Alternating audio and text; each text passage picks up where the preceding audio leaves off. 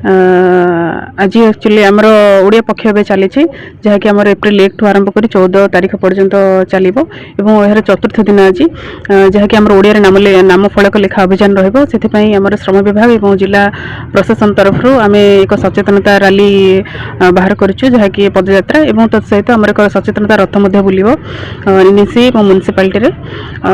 जदि जो मैंने आम देखू तत्सहित आम इन्स्पेक्शन करी जो मैंने ओडिया नाम फलक लिखि नथिबे कारण दर्शा नोटिस देबू और किसी माने गोटे टाइम रही समय जब से न लिखे ताले आम विरोध में मकदमा रेज हो